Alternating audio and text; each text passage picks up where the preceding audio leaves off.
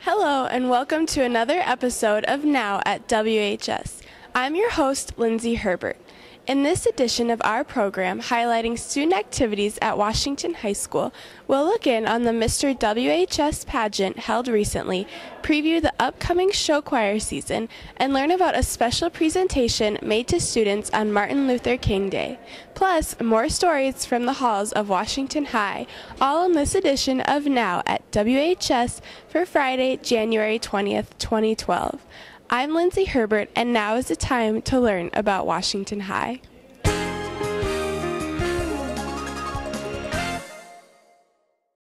If you're into strange talents, group dancing, or classmates just making a complete fool of themselves, there's a good chance that you attended the second annual Mr. WHS pageant last Friday.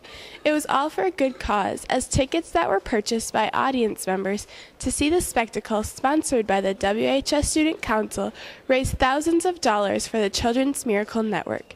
Now reporter Kyle Brunick caught up with the 2012 winner, Matt Bell, and some other contestants and brings us these highlights.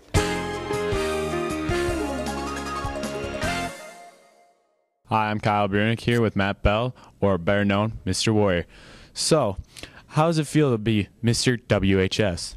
Well, Kyle, it's a great feeling. It's a real honor to come out on top. I had a lot of fun the other night, and I'm glad that I won. What was your favorite event to be in? Oh, my favorite event was definitely the group dance. We had a lot of fun choreographing it, and on stage, it just went off really well. What do you think sealed the deal? I think it was my creative talent of the hand chimes. I think everyone really enjoyed that, and I had a lot of fun doing it too. So I think that sealed the deal for me. Thank you, Mr. WHS.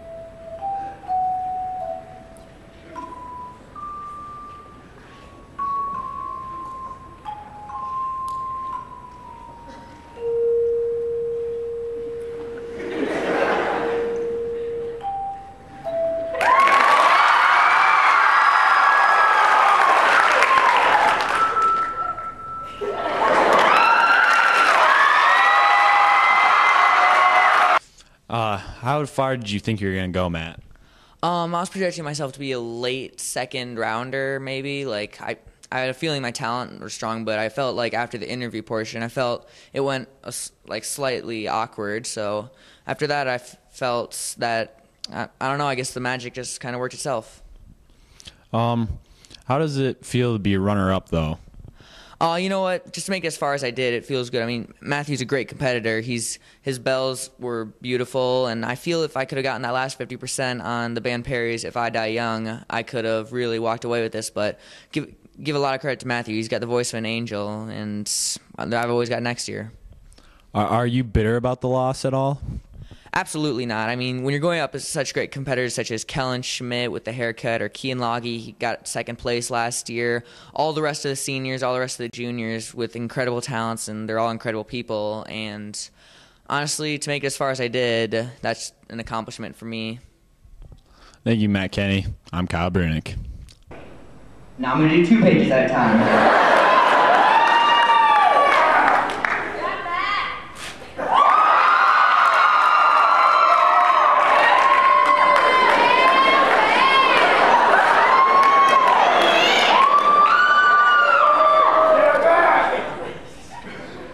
Alright, I'm running short on time, so this is the best I can do. But, probably clean this up. I guess it's about I'll sign it for someone in the crowd if they want it.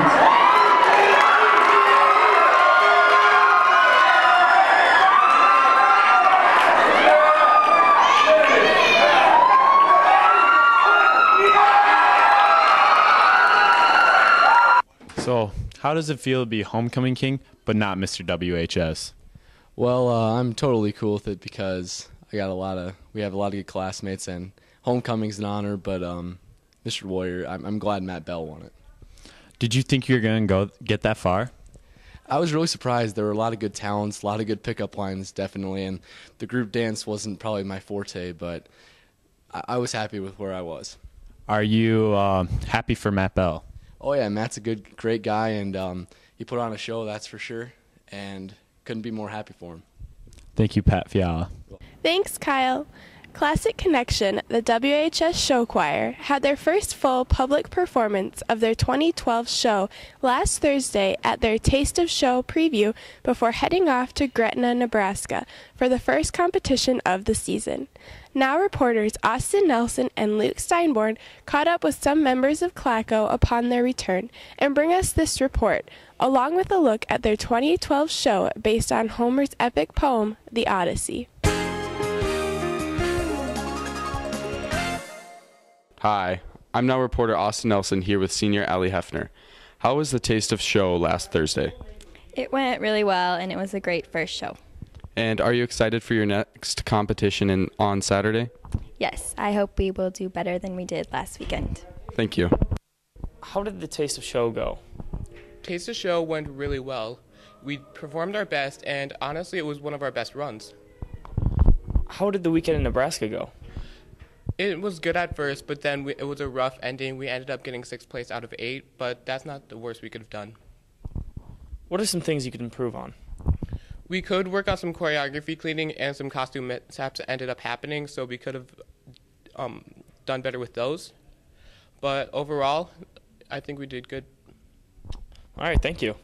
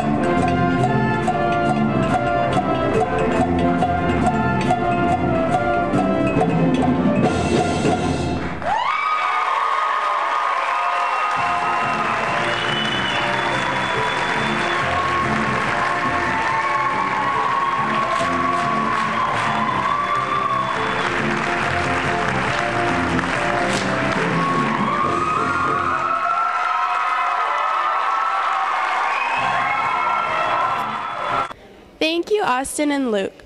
It's now time to think ahead. This week, WHS students wrapped up the registration process for the 2012-13 school year, and now reporter Jordan Simonson caught up with counselor Jacob McDonald and asked him about the registration process. Jordan?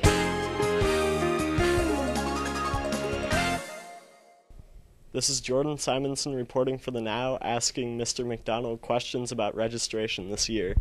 Are there any new classes that kids should know about?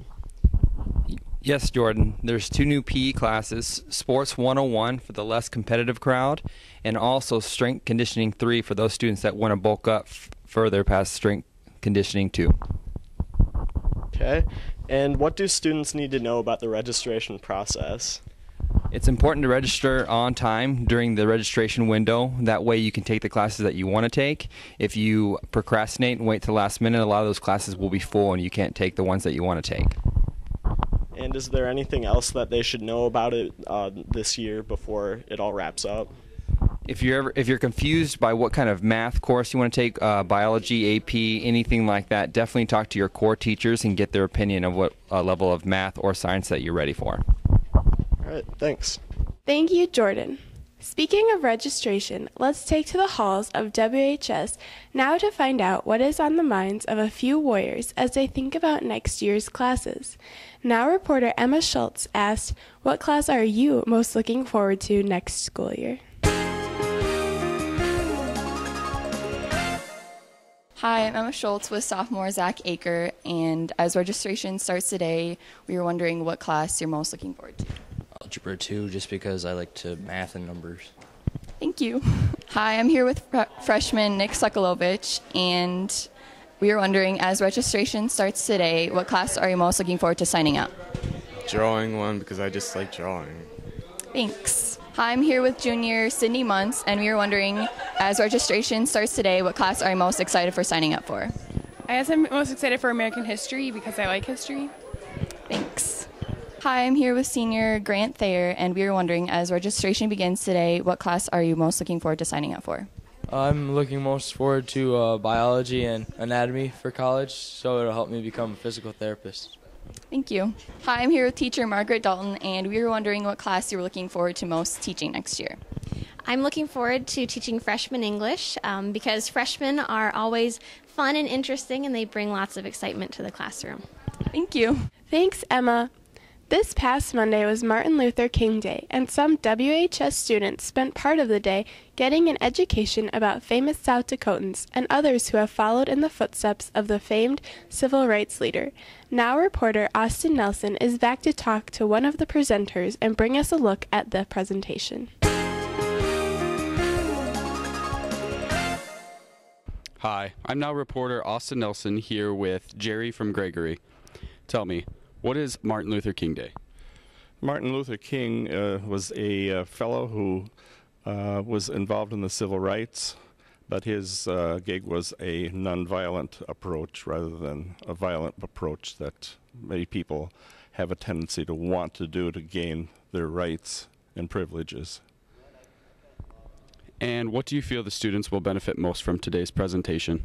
I think I'm hoping that, as a former educator, that they'll ask questions about what is freedom, what is rights, a person's rights, how that affects themselves as well as people in the country.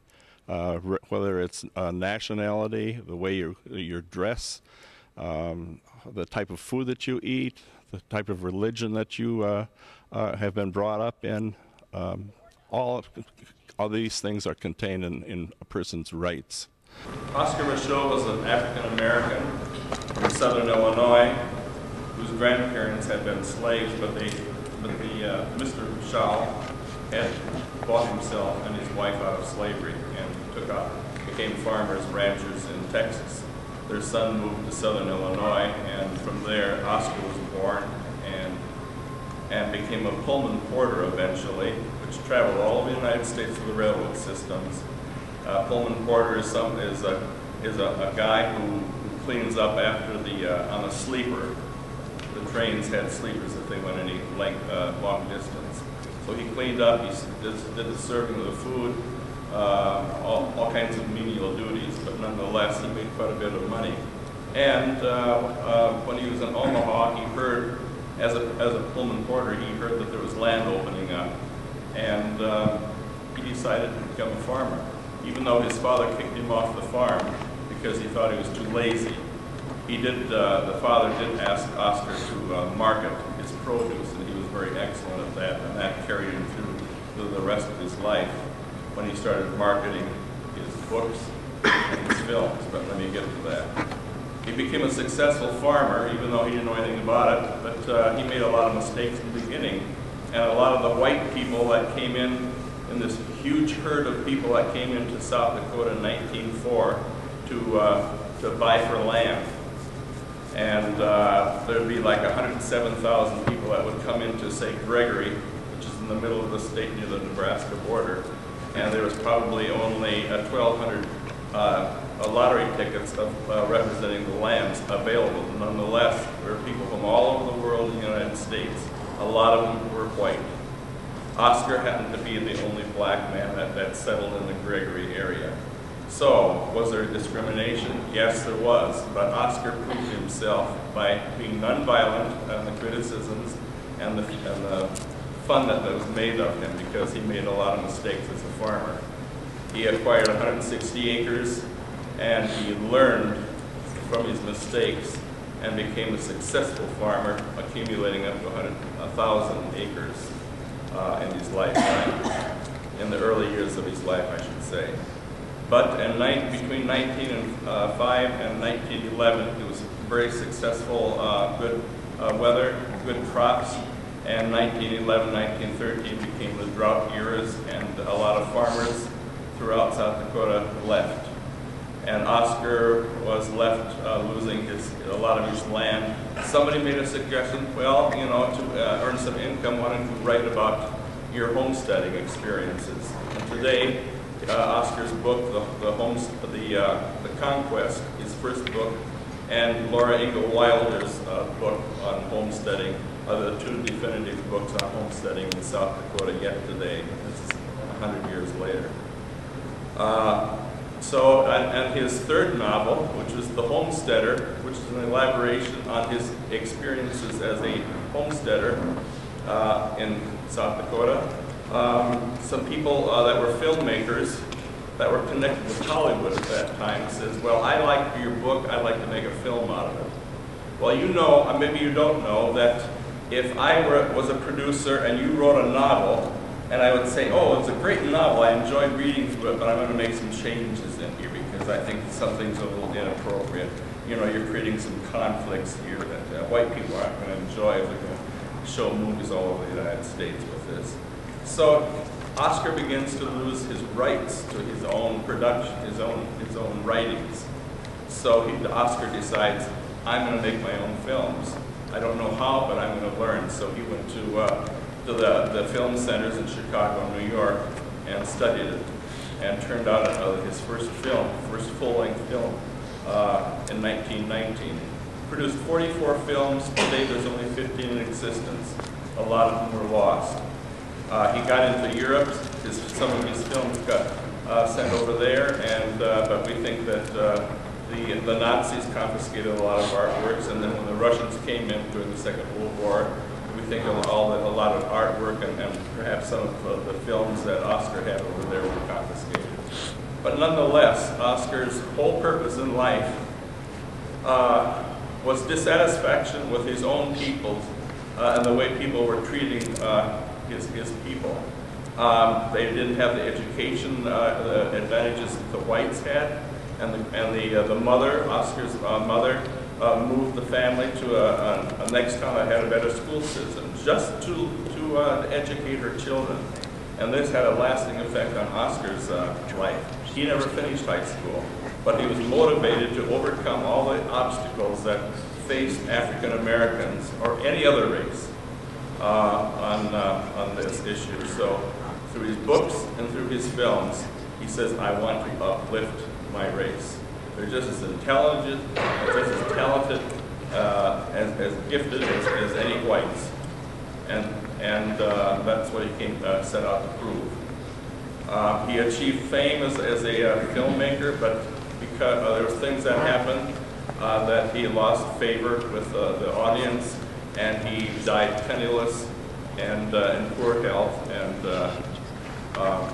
became unknown until Hollywood recognized him as a great black filmmaker and issued out a granite stone for him. So then all the scholars, came out of the woodwork and says, we want to know more about Oscar.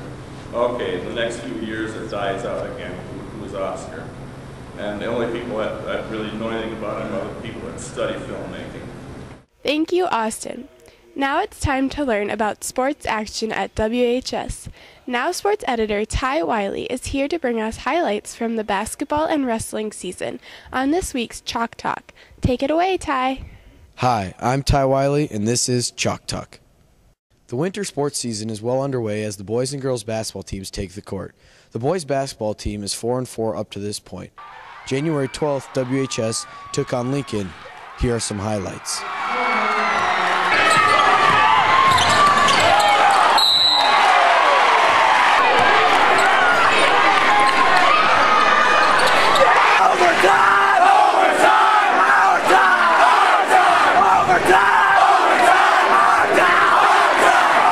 Tuesday, the Warriors took on the 4th-ranked Arrows from Watertown and won in a nail-biter 57-52 to end a 4-game losing streak. In girls basketball action, the Lady Warriors are currently ranked 3rd with a 7-2 record. Tuesday, the Warriors took on Watertown and won 79-68. Sophomore Ellie Benson led the charge with 22 points. The girls are next in action today in Marshall, Minnesota. Another team seeing success this winter is the wrestling team.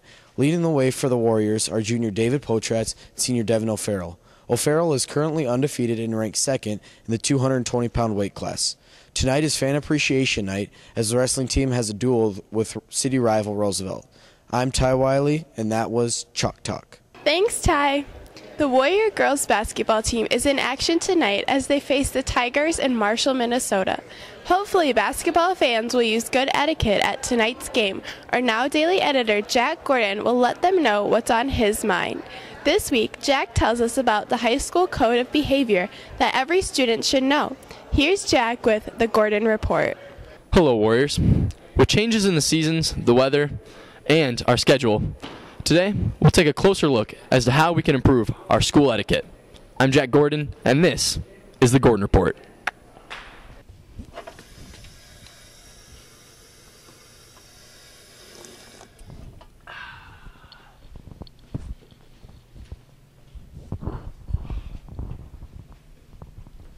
Did you see the disappointment on Kyle's face? That's because I made the poor decision that other WHS students may make sometimes when I spit my gum right into the drinking fountain. Nobody likes to walk up to a drinking fountain with gum in it. School Etiquette 101 says that's a big no-no. What could I have done instead? Well, there's a garbage can right here, which is where the gum goes once it's been chewed. Problem solved. It's the end of 6th period, and all you want to do is quench your thirst after a long afternoon. But then you get to the water fountain, and you experience this, where someone filling up their water bottle takes the higher water fountain, which school etiquette says is exclusively for taking drinks out of, not for filling up a water bottle. Excuse me, sir. I would like to take a drink from that. Thank you. Now, if school etiquette works, I can get a drink, and Kyle can fill up his water bottle in the lower water fountain, making things in the hallways and things at the water fountain go more smoothly.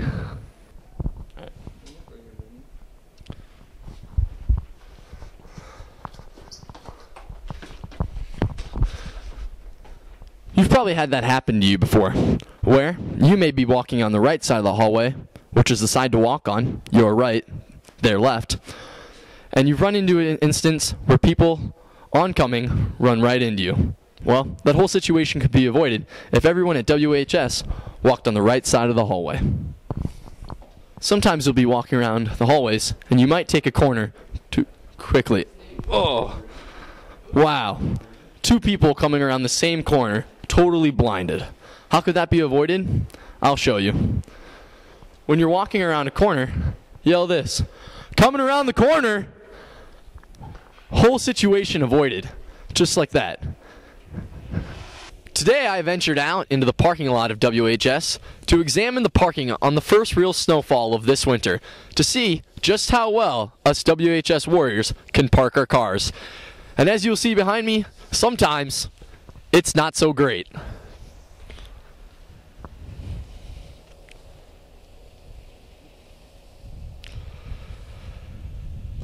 Now we venture through the parking lot to answer the question, is it really the snow that causes people to park poorly, or the people themselves? Now, you'll see we may come up on some poor parking jobs right here. Look at the space left between these two vehicles, and how that causes a domino effect for the rest of the front row parking people. Now remember, these are the people that get here first, and probably have the most time to park. So when senior Kyle Brunick gets to his car, leaving to lunch or after school, how's that going to happen? Example A here in the parking lot probably went in diagonally this morning to park here. But as we can see through the snow, there's a clear yellow line present for the person to see where the space is. Now as you move over, you'll see the domino effect that could cause on the rest of the lot. Look at all the space created here. And if this car came in after this car, then it must have selfishly taken all the spot and all the room right here. Now as you move further down the lot, you'll see that it really gets cramped between these two cars, and like I said before, especially between Kyle's car. This will be an unfortunate problem and dilemma that senior Kyle Brunick will have to go through when he tries to leave school today. With the scenarios presented and my advice given, I'm sure us Warriors will find a way to make the school a better and safer place to be. With that was the Gordon Report. Thanks, Jack. I will try to follow the unwritten code of behavior from now on. That's it for this edition of Now at WHS for Friday, January 20th, 2012. I'm glad you could join us, and I invite you to keep up with all that is going on at Washington High School each and every day at the website of this program and our award-winning daily newspaper, The News of Washington. Visit the website anytime at WHSnow.com. For Now at WHS, I'm your host, Lindsey Herbert. I hope to see you at tonight's basketball game as the Warrior girls travel to Marshall, Minnesota, or I'll see you back here soon. Goodbye.